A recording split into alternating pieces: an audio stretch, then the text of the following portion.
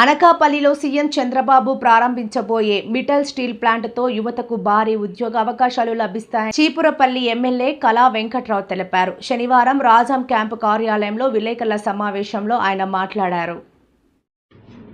రేపు 23వ తేదీన చంద్రబాబు నాయుడు గారు ఆర్షమెటల్ స్టీల్ ఫ్యాక్టరీకి శంకుస్థాపన చేస్తున్నారు. ఈ ఆర్షమెటల్ అనేటటువంటి కంపెనీ ప్రపంచంలో ప్రఖ్యాతిగాంచినటువంటి కంపెనీ. అలాంటి కంపెనీని మన ఇండియాలో, అది మన ఆంధ్రప్రదేశ్లో మరి రాబోతుండేటటువంటి మొదటి విడత, రెండో విడత కలిసి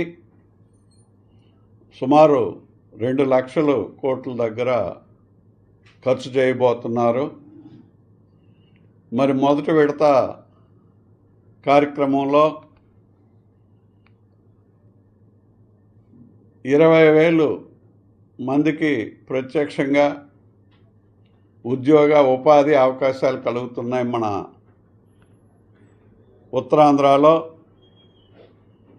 ఇది ఉత్తరాంధ్రలో నక్కపేట దగ్గర, అనకాపల్లి జిల్లాలో నక్కపేట దగ్గర వస్తుంది. మరి అదేవిధంగా దీనివల్ల ఈ 3 జిల్లాల ఎకానమీ బూస్ట్ అవుతుంది. చంద్రబాబు నాయుడు గారు ఎప్పుడూ చెప్తుంటారు, విశాఖపట్నాన్ని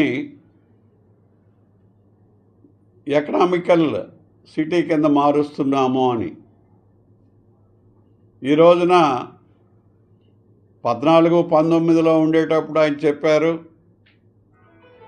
మరి మాయ మాటలు చెప్పి ప్రజలను మోసం చేసి అధికారంలోకి వచ్చినటువంటి జగన్మోహన్ రెడ్డి విధ్వంసాన్ని సృష్టించాడు, ఆటవిక రాజ్యాన్ని చూపించాడు తప్ప ఎక్కడా డెవలప్మెంట్ రాలేదు. మరి అలాంటి పరిస్థితుల్లో మళ్ళీ జగన్మోహన్ రెడ్డిని ఓడించడం, 11 సీట్లు ఆయనకి ఇవ్వడం, తెలుగుదేశం పార్టీని, అదేవిధంగా కూటమి ప్రభుత్వాన్ని గెలిపించి చంద్రబాబు నాయుడు గారి ఆధ్వర్యంలో, లోకేష్ గారి పర్యవేక్షణలో విశాఖపట్నం రెండో ముంబై కాబోతుంది భారతదేశంలో. అది మనం చెప్పింది కాదు, చంద్రబాబు నాయుడు చేసినటువంటి కృషికి ఆయనే చెప్పాడు. గూగుల్ చైర్మన్ గారు సుందర్ పిచాయ్ గారు,